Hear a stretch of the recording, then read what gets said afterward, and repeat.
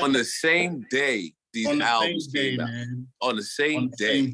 What does the chat room say? I assume everybody in the chat room. I mean, was there anybody who thought Tribe was better than Wu-Tang? Minus whatever question going down tonight. I know Malcontent definitely would say that that Tribe is better than Wu-Tang. When we were in college, he was bumping the Tribe heavy. Yo, but the thing is that Mal, he always seems to go the opposite way, whatever everybody else picks anyway. Because Malcontent is an antagonist. Oh, it's because DJ Hobo doesn't hit his Venmo anymore. That's what it is. He don't hit that's what it is. He has been an antagonist as long as I've known him, which is leave that man's Venmo alone. Plus years. Leave that man Venmo alone. Listen, again, it was a tough game. I know it's difficult for everybody, so shout out to everybody at home watching this. Like I said, like, subscribe, comment. We do this every Monday live on Twitch. And like I said, new episodes on YouTube every week. Midnight Marauders versus 36 Chambers. Who else is giving you that kind of shit? And we're dissecting it. So I hope you enjoyed what we did tonight. Shout out to the Wu-Tang Clan again. Shout out to everybody in the chat room. Yeah. Shout out to Nerd Chris for holding us down as our mind. Yeah, shout out to Nerd Chris. Thank you. Listen, it's been a dope night. Can you end the night with the Wu-Tang Clan not to fuck with? What was the tiebreaker question?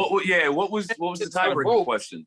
Ooh, I like that you guys want to know what it is. Shout out to everybody in the chat room if you guys want to know what the tiebreaking question would have been, even though we didn't have to use it tonight. But I'll gladly share it with you guys. This was a little twist. I've asked this question once in our 2 years of doing this, by the way. We've been doing this for a minute. Shout out to everybody who's been joining us every week doing that. It was a simple question. When we're talking about both these albums, the tiebreaking question would have been, whose album cover was more iconic? Wow. Wow, that's a dope question. That's a really dope question. Yeah, I probably, even though I have this painting on my wall, I probably would have been Tribe, yeah. I probably would have given that to Tribe. Probably would have been Tribe. Who would have known? See what I'm saying? Like, probably was the Tribe. That Tribe cover. Don't get it twisted though. That Wu-Tang cover is I have to do a breeze hit both of them. Yeah. They both artwork. They telling me to relax in the chat. Like, yo, you gotta relax.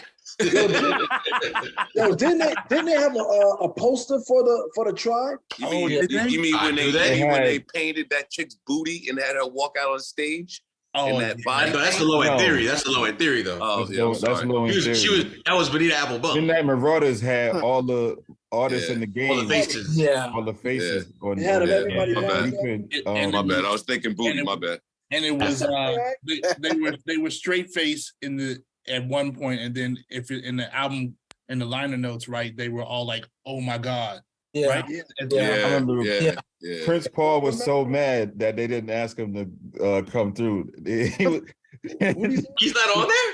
No. Prince Paul. I sworn I saw him on there. Yo, I think I saw him on there. No, he's not on there. In the Tribe documentary, he talks about how he's not on it.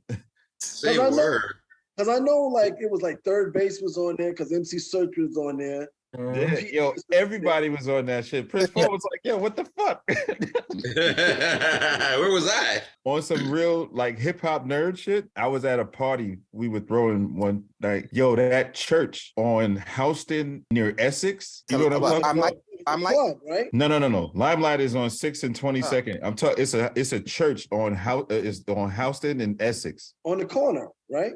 Yeah, near the corner. That's a bank. No. I know you're talking about. You're talking about. I know the club you're talking about with the shit downstairs. No, this shit was an actual church, but they used to rent it out for events. And I'm in the hallway rolling up one day, and I'm looking around, and the shit just looked mad familiar. And I took a photo in that shit, and I showed it to homie at Eric at Rocksmith, and he was like, "Yo, you know this is where the 36 Chambers cover was shot at." In this hallway in this church. I was there to see Frank Ocean. Oh wow. Okay. And I just stepped to the side to roll up, and then I said, yo, this shit look, I don't know. Brought the ruckus. I'm sure they played that very record. That was like some real nerd shit. Cause I said, wait a minute, where are we, yo? Like that's dope. Yo, Hobo, right quick, show that cover, cause I just saw it in your hand. That's the cover. Yeah. But there were 4 of them, just like the Roots album. Like was there really 4 of them? Yeah, like the Things Fall Apart album. There was 4 different covers. There was 4 different covers for this too. That's dope. That was the only way they could fit everybody's face on there. That's why Prince Paul was so mad. They had like ample room. Because they had so many everybody on there, and he said, it's almost like everybody conspired to keep Prince Paul out of that shit. Like, don't that tell shit Prince. is so funny, yo. It's in the Tribe documentary. Listen, we got to wrap things up. But again, we do this every Monday night. Like I said, you can see what the scheme is around here. Little who do you got action? Take two of your favorite artists, favorite albums, favorite careers, favorite crews, whatever it may be. Put them in the round for round battle and ask them a question at the end of the night. Who do you got? So my brothers in the room, I appreciate you. Hold on, we about to raid out somewhere, right? Oh, we about to raid out. That's right. We about to raid out. About to raid out. I don't know what it really means, but we about to do it.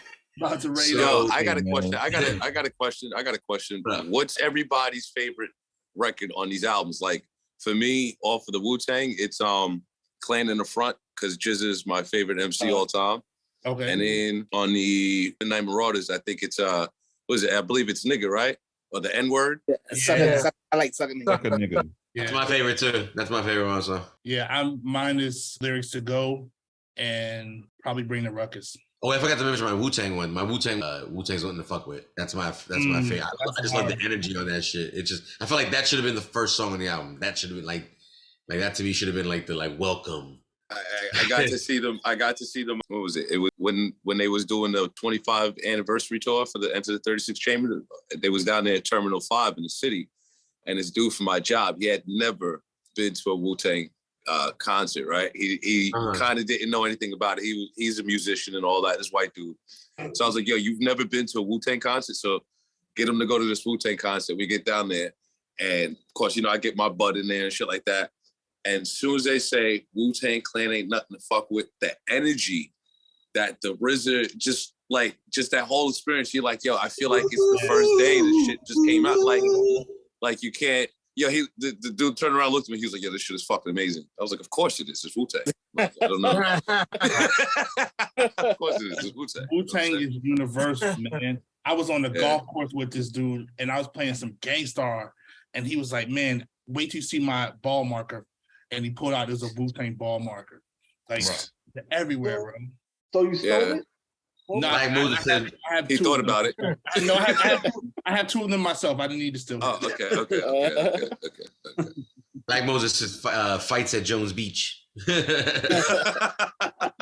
Like Moses says, his two were Protect Your Neck and Lyrics to Go as well. Lyrics to Go, that's such a fucking dope record, man. Such a fucking dope record. And that was like at the end of the album, right? It was towards the end of the album. And like that was it was on side B.